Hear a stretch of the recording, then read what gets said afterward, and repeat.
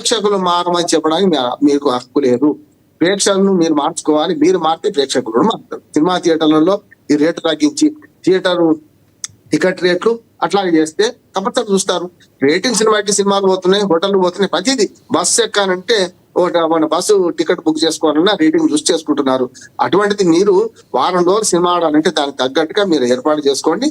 అక్కడ మీ మార్పు రాకుండా, మీలో మార్పు రాకుండా అందట్లో మార్పు చేస్తా అంటే సాధ్యం కాదు.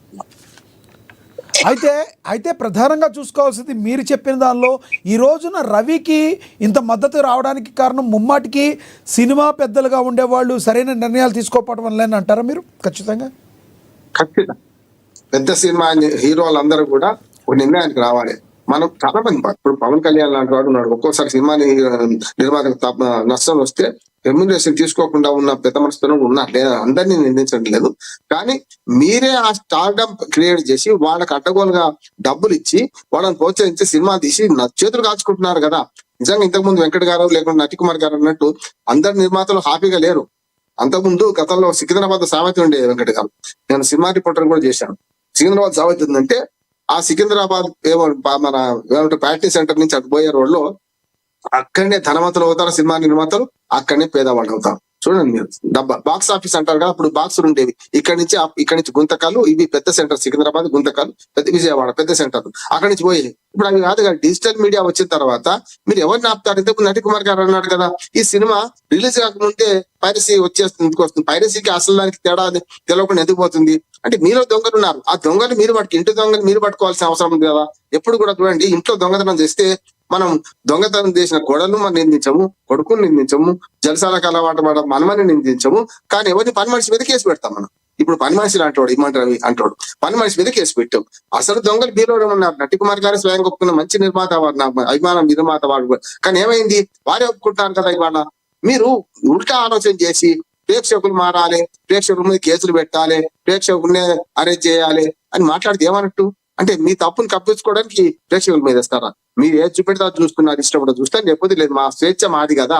మీరు దుర్మార్గమైన సినిమాలు తీసి హింస రకరకాల సినిమాలు తీసేసి మీరు విలనీ హీరోజీ అనిపించి ఒక స్మగ్లర్ ను, ఒక గంధపు చెక్కుల స్మగ్లర్ ను హీరోగా చేస్తుంటే, వీరప్పని పట్టించిన శ్రీనివాస్, పందిలపాటి శ్రీనివాస్ విలువ ఉండదు. ఆయన మీద సినిమా తీయడం మనం, కానీ వీరప్పని మీద సినిమా తీస్తాం మనం. అదే కదా మనం చేసింది. అంటే సినిమా అనే రంగం చాలా శక్తివంతమైంది లక్ష్మణ గారు. ప్రజలను ప్రభావితం చేస్తుంది, ప్రజలను మంచి వైపు తీసుకొచ్చి ప్రబోధాత్మక సినిమా గతంలో తీశారు. ఇప్పుడు మిమ్మల్ని అందరినీ సర్వసంగ పరిత్యాగులుగా మారమనో లేకుంటే ప్రపంచానికి మంచిగా చూపించమని నేను అంటలే. కానీ చూపించి తొందరగా జరుగుతుంది, మంచి లేడగా జరుగుతుంది. కనీసం ఏది చేదు మందులైనా చక్కెర గుళికలో పెట్టించే ప్రయత్నం చేస్తారు. మీకు కాదంటే చక్కెర ఎక్కువ అసలు మందే లేదనుకోండి, రామ్మోహన్ గారు కదా. ఇక చివరిగా చెప్పండి, ఐబొమ్మ రవికి శిక్ష పడితే ఎంతవరకు పడే అవకాశం ఉంది? అతనికి బెయిల్ దొరికే అవకాశం ఉందంటారు? ఒక న్యాయవాదిగా చెప్పండి. ప్రజలందరిలో కూడా సానుభూతి ఉంది కాబట్టి అతను బయటకు వస్తాడా? బెయిల్ ప్రజల సానుభూతి కోర్టులు పనిచేయవు, ఎందుకంటే బయట సమాజాన్ని బట్టి కోర్టులు పనిచేయవు. కానీ కోర్టులో కూడా ఒక మేడ్ ఆఫ్ మైండ్ వచ్చేసింది. చూసాం కదా మొన్న సినిమా నిర్మాతలు ఎంత విమర్శించారు. ఇటువంటి మీరు ఈ బాధ ఈ వాటికి కారణం మీరే అడ్డగోలు సినిమా టికెట్ రేటు పెంచి మనకు అక్కడ తిరుమల రేటు పెంచి శ్రమలు జరుగుతుంది. మధ్యతరగతి తప్పు కాదని తేల్చేసింది కదా. రేపు కోర్టు కూడా అనుకుంటుంది. అంటే బెయిల్ దొరుకుతుంది, ఖచ్చితంగా వారికి బెయిల్ దొరుకుతుంది, కేసు నడుస్తుంది. ఇటువంటి వాళ్ళు దీన్ని తీగలాగా డొంక గదలాని అంటున్నాడు. తీగలాగా ఈ డొంక గదలాలు ఇంతకుముందు నటికుమార్ గారు అన్నట్టు అసలు మొత్తం అంతా పైరస్ ఎక్కడి నుంచి పోతుంది, ఎవరు తీస్తున్నారు, ఎక్కడి నుంచి అసలు ఈ 24 క్రాఫ్ట్స్ లో ఎవరు బయటకు లీక్ చేస్తున్నారు అని తేలితే అసలైన దొంగలు పట్టారు. అంటే కనపడని చెయ్యేదో నాటకం ఆడుతుంది ఇక్కడ. ఈ కనపడని చెయ్యిని పట్టుకోవాల్సిన అవసరం ఉన్నది అంటున్నాను. ఆ చెయ్యిని పట్టుకున్నప్పుడు వీళ్ళేమో, అందుకని చెప్పాను కదా, పని మనిషి మీద పెట్టే దొంగతనం లాంటిది ఇది. అసలైన దొంగలు మీలోని మీ కోడల రూపంలో, కొడుకుల రూపంలో, మనమల రూపంలో, భార్య రూపంలో ఉన్నారు. వాళ్ళని పట్టుకొని మొట్టమొదటి ఇంటి దొంగని మీరు పట్టుకొని పోలీసులకు సహకరించండి. పోలీసులకు సహకరించి ఉప్పందిస్తే పోలీసులు ఇంకా బాగా పనిచేస్తారు. పోలీసుల మీద నెట్టడమే మార్గంగా, లేకుంటే ప్రేక్షకుల మీద నెట్టడమే మార్గంగా ఉంటే లాభం లేదు. ఇటువంటి శతకోటి దరిద్రాలు కరంత రూపాయలు ఆలోచన చేస్తుంటారు. మీరు ఎంత మీ ఇంటికి తాళం వేసుకోకుండా దొంగలు పట్టాలంటే ఎట్లా? మీ ఇంటికి తాళం వేసుకోండి మొట్టమొదటి. నేను రైట్. ధన్యవాదాలండి చర్చలో పాల్గొన్నందుకు, మీ అభిప్రాయం తెలియజేసినందుకు రామ్మోహన్ గారు. ధన్యవాదాలండి సాయి వెంకట్ గారు.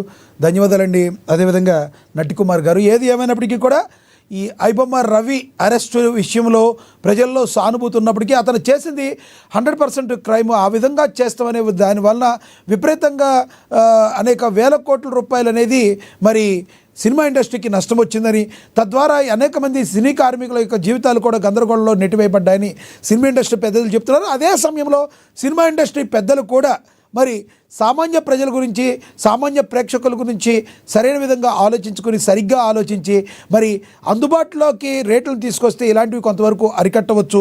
రానున్న రోజుల్లో మరి ప్రేక్షకులకి సినిమా అందాలి అంటే ఒకేసారి హైప్ క్రియేట్ చేయటం అనేది తగ్గించి సినిమాని సినిమా విధంగా చూసే విధంగా సామాన్య ప్రేక్షకులకు దగ్గరికి చేరిస్తే అది 100% ఇలాంటి వారికి తావెవరు, ప్రజలందరూ కూడా అప్పుడు ఆటోమేటిక్గా సినిమా థియేటర్కి తరలి వస్తారు.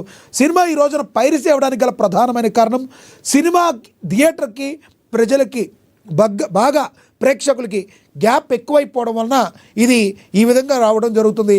సినిమా థియేటర్ని ప్రేక్షకుడిని దగ్గర చేయాలి, అప్పుడు మాత్రమే ఈ యొక్క ప్రజలు మానేస్తే చూడటం వీళ్ళని అరికట్టవచ్చు. లేకపోతే ఈ ఐబొమ్మ కాదు, ఇంకో బొమ్మ కాదు, మూవీ రూల్స్ కాదు, ఎవరు అరికట్టలేరు. కాబట్టి సినిమా పెద్దలు, ఆ నలుగురుగా ఉన్న ఇండస్ట్రీ పెద్దలు, 4-5 మీరందరూ 1-5 సార్లు పునరాలోచించుకుని సరిగ్గా చేసుకోకపోతే ఇలాంటి కష్టాలు మీకు తప్పవు అని చెప్పి రాజకీయ విశ్లేషకులు, న్యాయవాదులు చెప్తున్నారు. చూద్దాం మరి ఎప్పటికైనా కొంతమంది సినీ పెద్దలు కళ్ళు తెరుస్తారో లేదో. ఇది వాళ్ళ స్పెషల్ చూసాను. నమస్తే.